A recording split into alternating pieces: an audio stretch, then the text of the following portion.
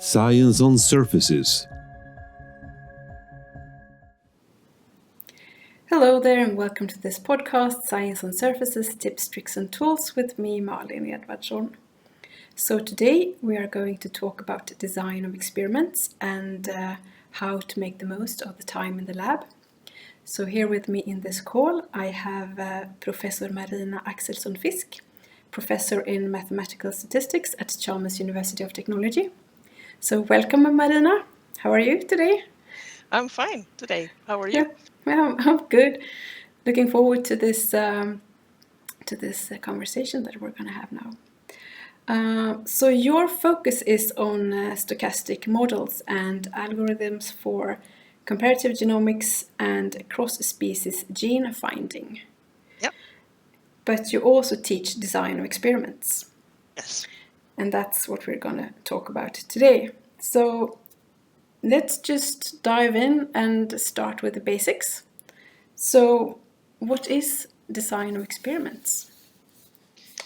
Well, the basic answer is that it's just a way of making the most of the experiments by planning ahead from the beginning to the end, from data collection to sample sizes to defining the population to get an idea of the measurement errors to what analysis methods to use and so on.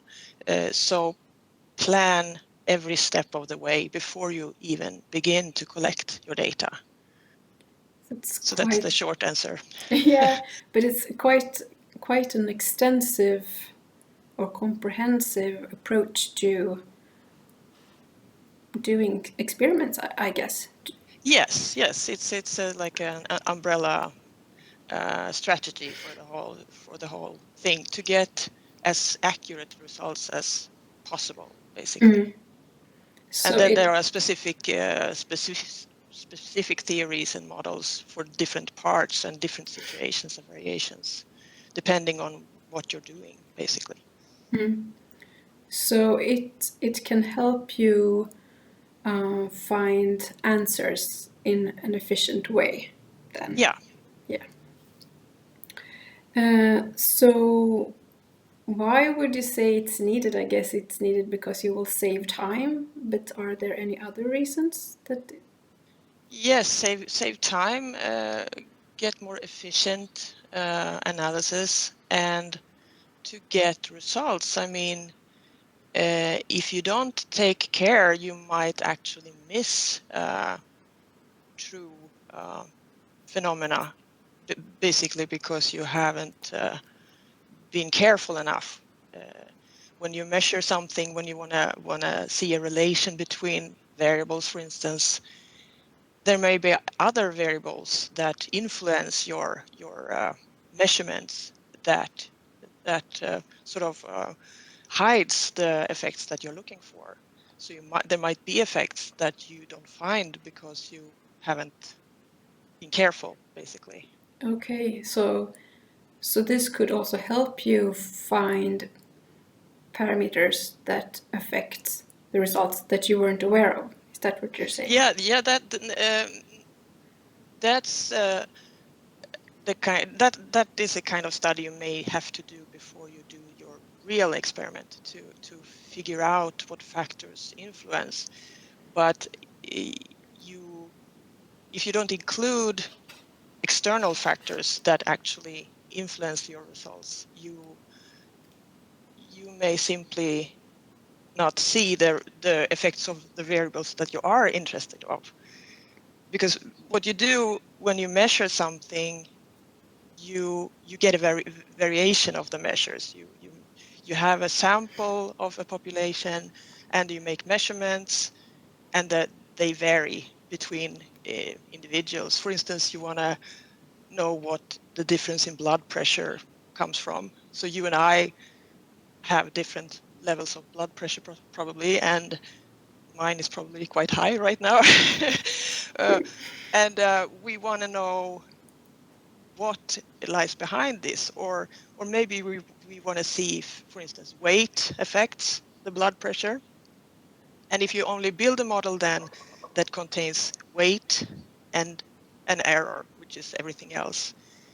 You may not necessarily see that there is an effect because the error is so big. But if you include other factors like gender, age, and so on, so that you separate the levels of variation, you may see that weight is also significant. But if you disregard all the other factors, it will drown, your effect will drown in the large variation, so to speak. So you're mentioning now that you have one factor and then everything else ends up in the error, and then you can sort of, I guess, extract factors from the error or take them into account. So how many factors can you take into account when you do this planning? Well, statistician's answer is always, it depends. that's the common answer. It depends on how large a sample you take. If you take a large enough sample, then you can take as many factors as you want. But what you see is typically maybe that you have 2 or 3 factors in the same model. Or you can have a factorial design, which is common in, for instance, factories where you want to optimize the process of something. Then you may have many factors, but only have 2 levels, 2 different settings of each factor. So it depends on how large sample you have. It depends on what different levels or how big the variation is of these factors. So it depends. And the word sample, can you just define that? Because I think maybe people use or have like a different meaning to the word sample. Yeah, good point. Sample has a very specific meaning for a statistician. What you want to do is you want to draw a conclusion of the population as a whole. You want to know what the variation of blood pressure is in the human population, or how much of it depends on weight, for instance. But you cannot measure the entire population usually. If you could, then you don't need statistics. If you have the entire population, then you have the answer, so to speak. But usually you cannot, so you have to draw a small sample. And in statistics, the sample means that it's random and each measure is independent. So we draw individuals randomly, independently of each other, and from the same population, same distribution. So they are independent and have the same distribution. Okay. And it's very important that the sample then is a mirror of the population. So it represents the population. So if you have different subpopulations, for instance, gender is a common. I think blood pressure, the basic levels of blood pressure differs between the genders. So then you need to make sure that you take equal proportions of the different subpopulations in your sample so that you mirror this. So if you have inhomogeneities in the population, it has to be represented. So basically, the sample has to be a good representation of the variation of the population as a whole. Otherwise, your conclusions of the sample will not hold to extrapolate to the population. Okay, I see. Yeah. Okay, so we talked a bit about why you would use design of experiments, but what do you, I mean, who would benefit then from using this? Well, everyone who's doing experiments and want to draw proper conclusions from it. There is a difference between exploratory and explanatory analysis. If you're new to a field, for instance, or you're going into a new direction and you don't know anything, then you don't know what hypothesis to test or what relations between variables there are. Then you may collect data quite without any preconditions and just look for patterns. So then you don't do any statistical analysis of that data, because once you have found a pattern in your data, you cannot do the hypothesis testing on the same data set, because you do not know if the pattern you found is only through random a random event in your data, or if it's true to the whole population. So you may begin with an exploratory analysis, finding potential patterns or hypotheses or relations, and then you draw a new sample from the population and test those hypotheses on that, in order to make sure that it actually holds for the whole population and not just some unlucky choice of data. Mm. Exactly. So this could be applied to basically all research areas where you're running experiments.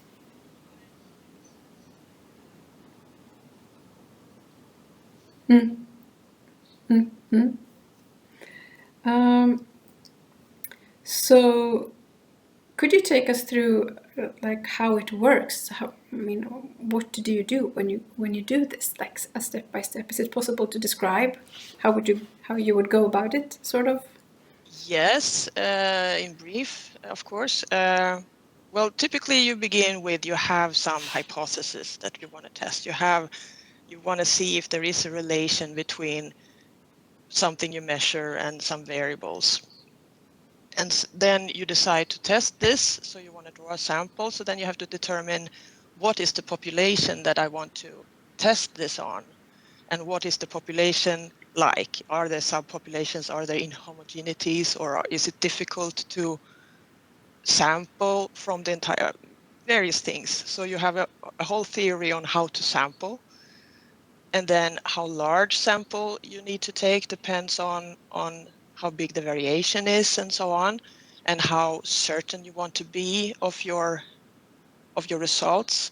For instance, if you want to claim that the medicine has effect, you may want to be much more certain than if you only test something in, I don't know what to compare it to, but it's very important that what you say is real. So then you need a much larger sample, for instance. So depending on how big margins you have and how big variance you have to decide on the sample size. And there are, of course, methods for this. And then depending on what answer you're asking, you have to choose analysis method and model. And along with the model comes conditions that has to be fulfilled, like you probably have heard that data has to be normally distributed or having this bell curve shape. It has to be independently sampled and so on. And the variance has to be homogeneous over your sample and so on. So you need to make sure that your data fulfills the conditions. Either you have to rethink how you sample your data, or you have to choose another method. And then given what method you have chosen to use to analyze your data, there are lots of tools to help you to do the analysis and how to draw the conclusions from that. So that's the main steps, I would say. When you say analysis method, what do you mean? Well, in statistics, various types of hypothesis tests are used. So for instance, you want to compare two populations and see if there is a difference between them. It can be actual individuals or difference between methods and so on. Then you do a two-sample t-test, it's called.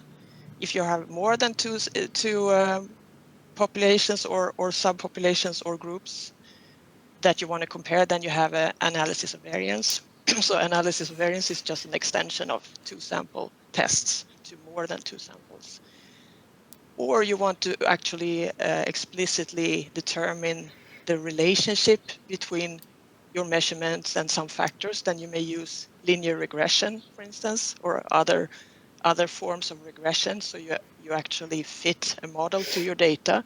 So you can then you can use that model to predict. If you get new measurements of your factors, then you can predict what response you would get. So depending on what you want to use your results to, there are various different type of statistical analysis methods. Okay, so I'm thinking about the example you mentioned with the blood pressure measurements.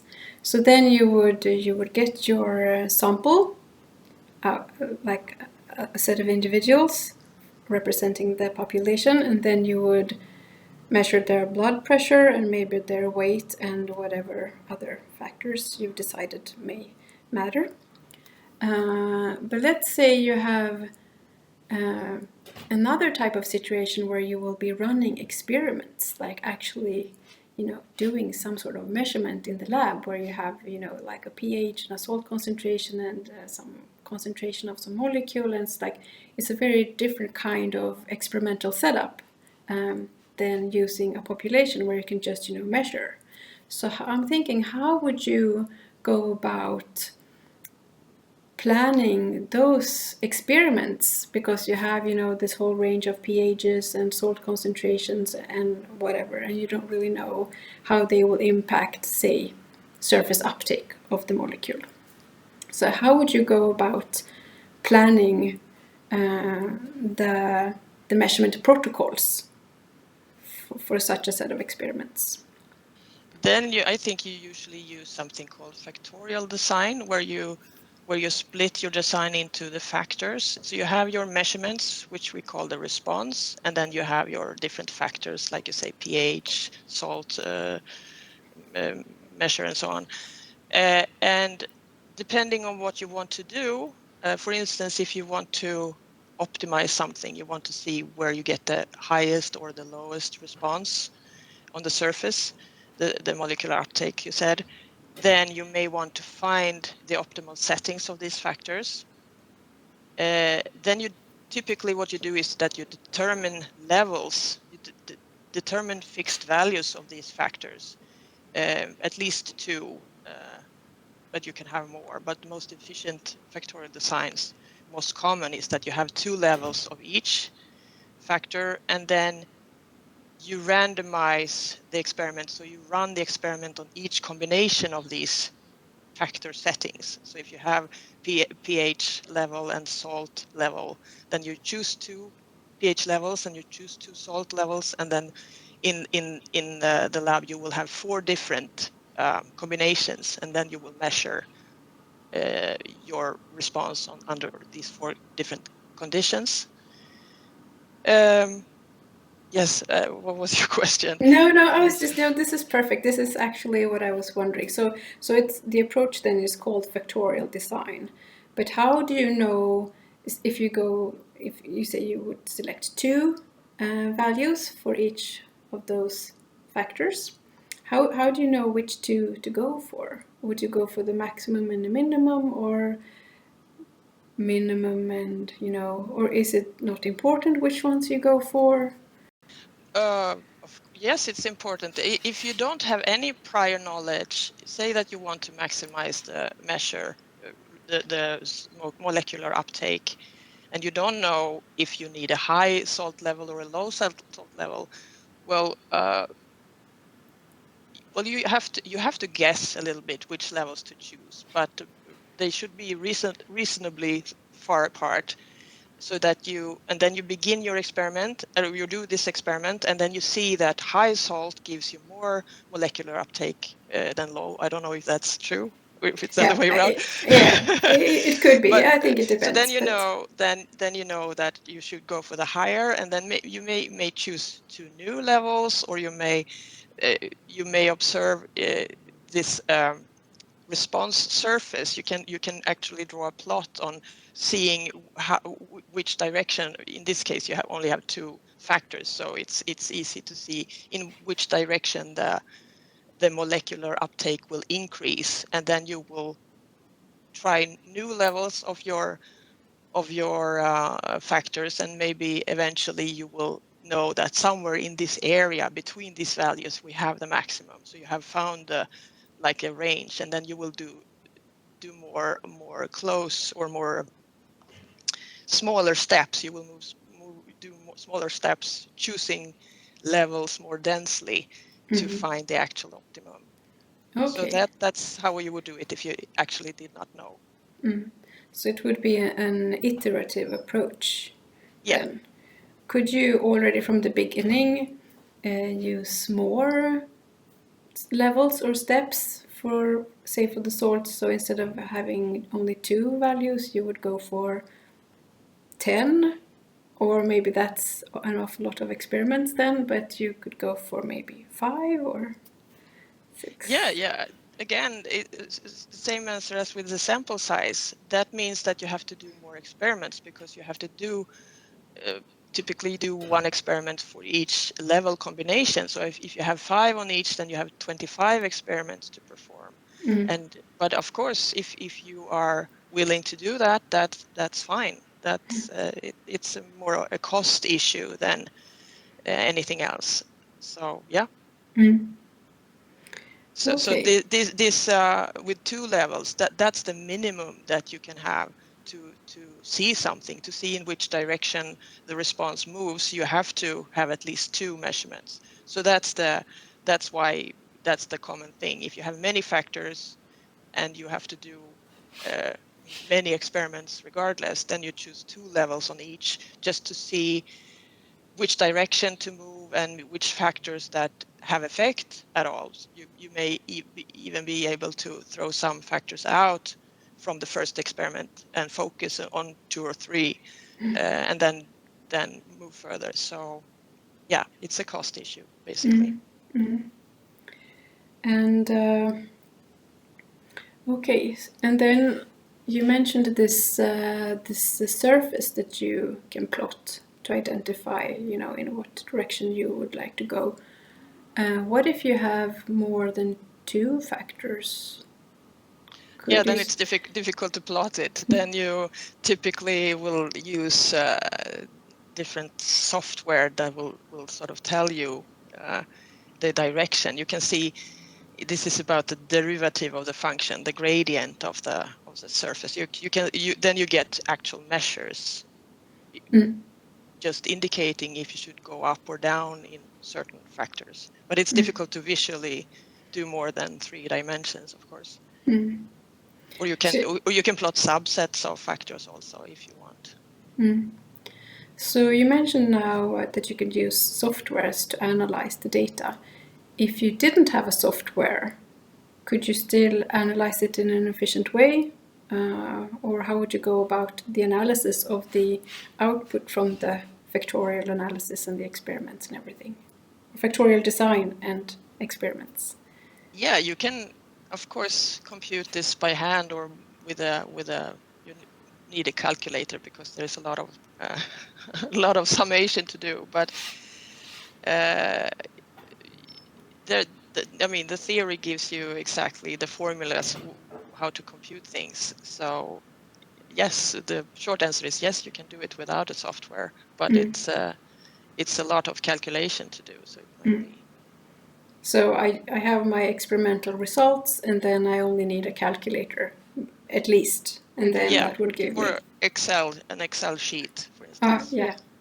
Okay. So, I mean, how much more efficient is it than to use a software? I guess there are several different softwares probably, but I mean, is that the standard approach, or do people calculate this by hand, or? No, I don't think many people calculate this by hand. It's actually, I as a statistician by training often prefer to do things by hand, because I want to make sure that I know what's going on. But if you need to take care with softwares knowing what the method does, because I have met people that think that just because the computer spits out an answer, then everything is fine. and the computer doesn't know whether you have fulfilled your requirements or what the data you have put in is correctly inputted or so. So you need to be aware of what the software does. But if you do that, then then you will avoid computational errors that if you do it manually, it's very common that you make mistakes. And so you avoid that and you get more correct results maybe, and yeah, you can trust the results, but you have to take care of understanding what the method does and what the differences are and does it apply to your situation and so on. But with analysis of variance, it's a very standard approach. So it's usually, even I would use a software for that. Okay, so there are some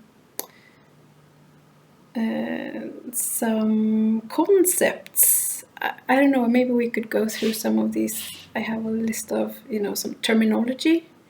I don't know if it's beneficial, but I think for someone who's not in statistics or in the mathematical field, maybe they don't really know the terminology that well.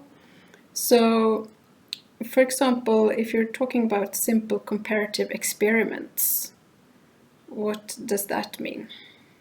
That's the two sample situation typically, that you want to compare two methods or you want to compare two populations. So you take a sample from each and then you measure or compute the difference and see if it's a significant difference between the two groups. So that's a two sample t-test is a common method to use. You talked about analysis of variance, and there I have like transformations, model validation, and residual analysis. Yeah, like lots of terminology here. Yeah, but that's very basic concept. So analysis of variance is just an extension of the simple comparative experiments that you can compare more than two populations, and you can compare or include more than two factors in your model, and you can have more than two levels of each factor and so on. So it's just increasing from two populations in a more abstract sense to multiple. And then you're talking about transformations, model validation, and residual analysis. Well, you have conditions that have to be fulfilled to be able to use this model. Your measurements need to be normally distributed. It has to have a normally distributed variation.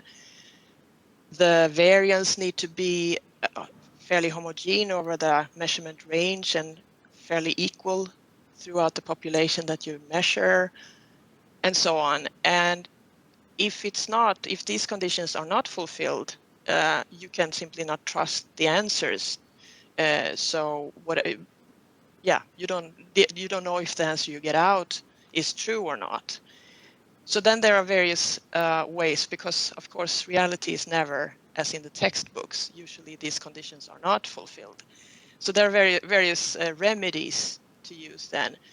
So you can transform your data maybe sometimes if it's not normally distributed, it's skewed somehow, then you may be able to transform it, taking the logarithm of your values or some other transformation, and the transformed data becomes normally distributed. That is fine. Then you can do the analysis on the transformed data instead. And there are various tricks to make the conditions be fulfilled, like fair tricks. You're not cheating here. And residual analysis is a method of checking your model conditions. A residual, you have your measured data and you have a model. Say that you're adapting a linear regression to your data. So you draw a line, and then when you plot it, you have your line, and then you have your dots around the line, and the residual is just the difference between the model value and your measured value. So it's the average of the model and the actual measure. So it's how much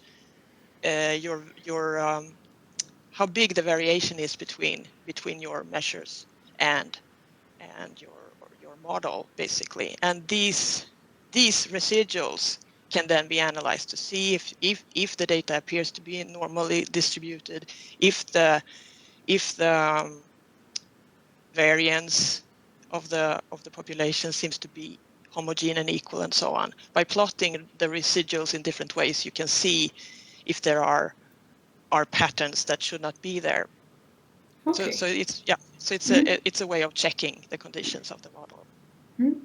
Great that you have ways of checking the conditions. Yeah. And then we talked about factorial design, but then factorial design with fixed, random, and mixed effects. What is that? Yes, so a fixed effect is a constant effect, a variable that doesn't, well, it's not a variable then, it's a constant, it's something that doesn't change. So it can be the color of something or whatever, something that is always the same. While a random effect varies, so temperature or the weather or something like that. So you have fixed and random effects.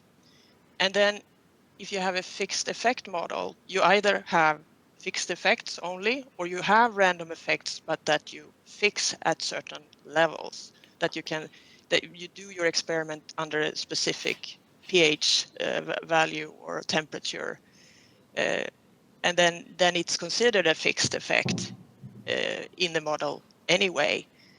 But then there are other variables that you cannot manipulate like this. You cannot fix them. So then they become random, and you have to take that into consideration in your models. You treat them as random effects. So you're just extending your model to account for this. So it's still possible to do. And then you have a mixed effect model, as you said. That's just a model where you have a combination of these two. You have both fixed and random effects. So, yeah. Okay. Okay, so what about additivity and interaction? Yeah. Okay. So say you have a model, you measure something, you measure your molecular uptake of your surface, and you let it depend on the pH level and the salt solution. You can either have that these factors, the pH and the salt, that they interact or they don't. So if you have an additive effect, that means that they do not interact. So the pH level affects the molecular uptake, and the salt affects the molecular uptake. And if you have a model with the both of them included, then you just sum their effects. Their effect on the response is just the sum of their two effects. So then they are additive. So you just add the effects. But if you have an interaction between the factors, it means that the response of one factor depends on the value of the other. So if you increase the value of one factor, this will have some effect on the response, or yeah. It's hard to explain. No, I think I see what you're saying. So basically, with the added, if you have the additive scenario, basically you could have, just varied one at a time, and then basically identify the like, how do you say, identify the result or the outcome without any sophisticated analysis, I guess, right? Yeah. But if you have that they depend on each other, then you can't really identify the relation maybe without doing a sophisticated analysis. But yeah, you have to combine them. Yeah, So exactly. mathematically, if you have two additive factors, then Mm. you could adapt a linear regression on one and a linear regression on the two, and the combined model, you just take the two functions and add them up. Mm. But if you have interaction between the two and you have a fit a function to your data, you are not able to split the function into two separate pieces with one factor each. You will Right. have something that you will have an element, a variable that includes both of them, Mm. basically. So that's the mathematical view of it. Right. Okay. So what about randomized block designs?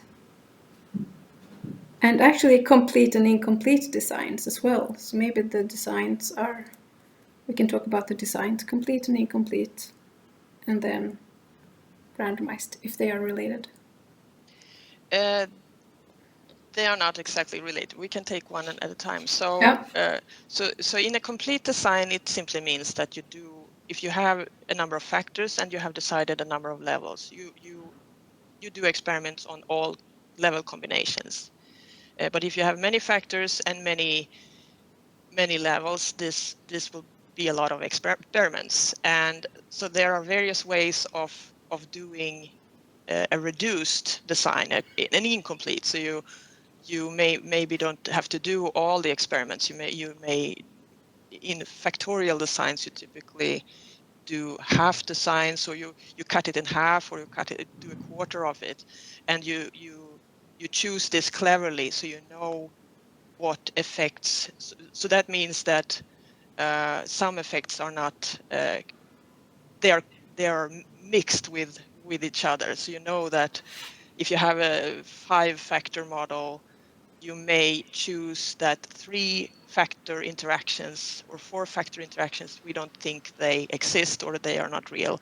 So we don't have to test for those. So we choose a design that uh, uh, when you see an effect, it may be a combination of factor A and a 3-factor interaction. But if it's significant, then we believe it's the factor A anyway. So you can choose to reduce your number of experiments in a clever way to save cost, basically. So that's an incomplete design. Mm. And then the randomized block design. Yes. So this is when you have something we call nuisance factors. You have your factors that you want to test for, and then there are a number of other factors that influence your measurements, but you're not interested in. And so then you want to control them in various ways. And so blocking is a mechanism of controlling such variables. So you minimize the effect of these nuisance factors on the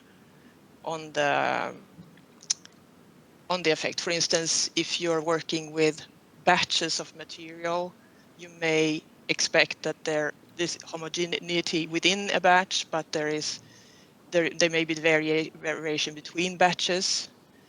So then you take this into consideration, and in effect, you let the batch then be a factor in your experiment, but it's a block factor because you know that this may have an effect that you are not interested in.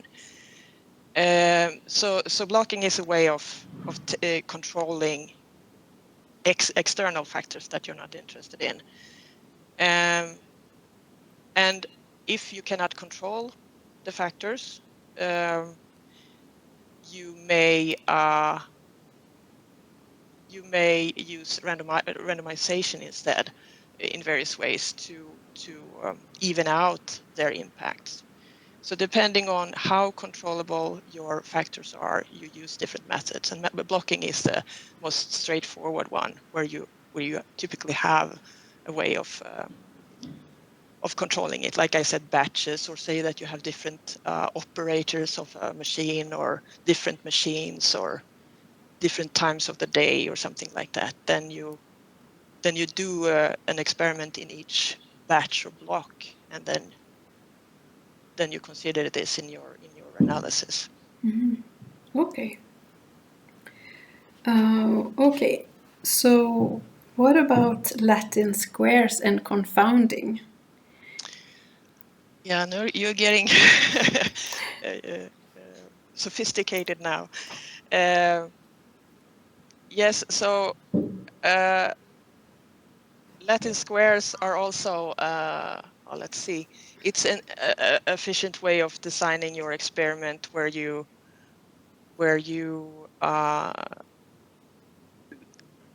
the square comes from, say that you have two factors, then you let factor A be the column, say, and the factor B are the rows, and then you have your different experiments in it. So it's just another way of analyzing, an efficient way of analyzing factorial designs, and the factors can also be blocking factors, and then you just get a good overview on how to randomize your experiments to, again, block for nuisance factors and so on. It's often used in agriculture, that where you have the squares are typically your fields of crop, but it definitely could and should be used in other areas as well. Well, I mean, there's so much to learn here. I realize. We talked about regression analysis and analysis of. We didn't talk about analysis of covariance, did we? No, right. It's connected to blocking again. It's if you have a nuisance factor that you know of, but you cannot control, then you can use analysis of covariance to measure the effect of this known but uncontrollable factor. And what I said about randomization, it's when you suspect that you have nuisance factors, but you don't know them and you definitely don't know how to control them, then you have to do the randomization, which is always good to do regardless, because you can never be sure. But analysis of covariance is to handle nuisance factors that you cannot block, but that you know. So you're aware of them, so you include them as a variable in your model. But the analysis of it just becomes a little bit different because you don't know how to, because you don't control them. They're just there. Okay. And then the response surface methodology, I guess that is what you mentioned earlier, Yes, where you plot the surface. Exactly. So you you plot the surface over different values of your factors, and you see where it's optimized and how it varies, how it moves, where you get the highest response and lowest, and so on. And you can have different sub-optimal. You can have optima at different places, and so on. So there are various. It's a whole methodology to handle this.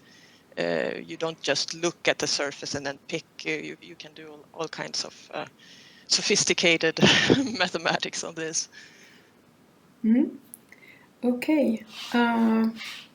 So that covered the concepts that I had, that I was wondering about. So I'm thinking, are there any situations when this approach should not be used? You mentioned in the beginning there that if you're doing the exploratory experiments, maybe you don't need to do this, or you couldn't, I guess. Are there any other situations? Well, there is no such situation where, like, it's prohibited. It's just if you want to test some hypothesis or test some relation, then you should use this.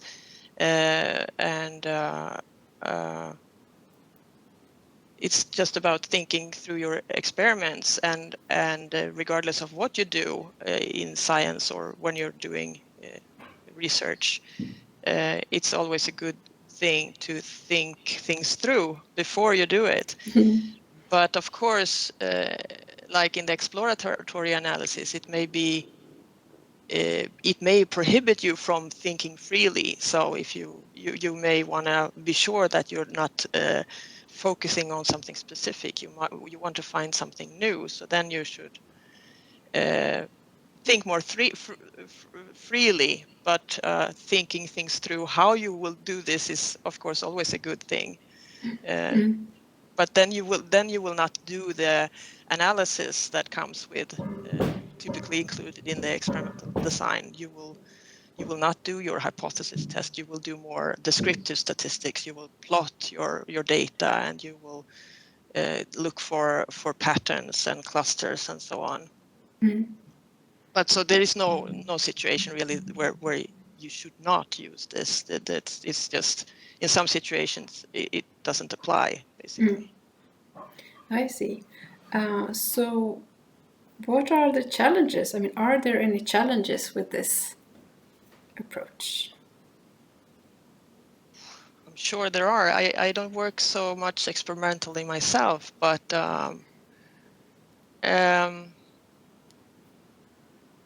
well, it's always difficult to have a model that is correct, and knowing what all the factors are, and being able to test everything. And also there are things to be careful about. For instance, if you have a regression where you typically want to, there was an example where in some national park in USA, they wanted to be able to know the weight of alligators, but it's typically very hard to weigh the alligators because they don't like to be captured. So then they made a regression model where they did actually weigh a number of crocodiles, and then they measured their length, and then they get a relation between weight and length, and then they can use this model to predict the weight of a new alligator that they can estimate the length of, and so on. But the danger here is that you only have certain prediction power within the range that you have measured. If you extrapolate too far outside your range, you may be way off, because your relation may be very linear in that range, but then if it's a curve, then you will get very bad predictions. So be careful to not extrapolate too far outside your measured range. That's one danger. So the challenges are mainly related to the assumptions and applying a model and knowing that you have what you assume you have, and so on. So those are the challenges.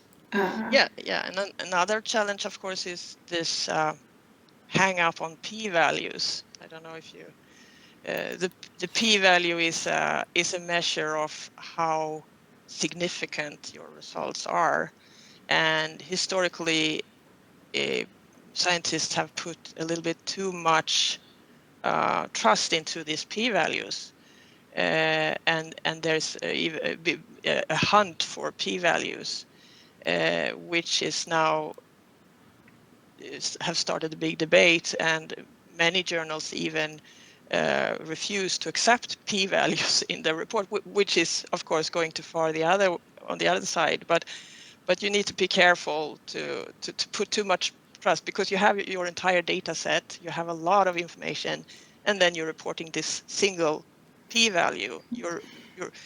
And if that p-value isn't as low as you have wanted, doesn't necessarily mean that your study is useless.